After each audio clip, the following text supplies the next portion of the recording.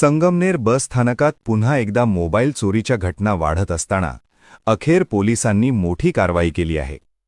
गेली अनेक दिवस प्रवाशांचे मोबाईल चोरीला जात होते आणि नागरिकांमध्ये भीतीचं वातावरण निर्माण झालं होतं.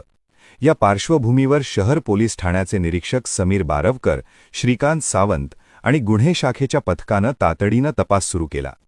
या तपासात सागर जगन्नाथ वैद्य या आरोपीला अटक करण्यात आली आहे. हा आरोपी श्रीरामपूर तालुक्यातील खंडाळा येथील रहिवासी आहे. त्याच्याकडून पोलिसांनी संगमनेर शहरातील एका महिलेचा चोरी गेलेला रेडमी कंपनीचा मोबाईल हस्तगत केला.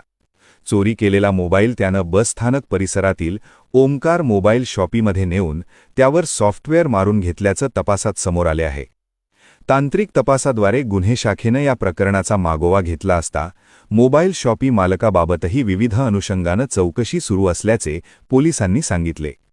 आरोपीकडून जवळपास 12,300 रुपयांचा मुद्देमाल जप्त करण्यात आला आहे.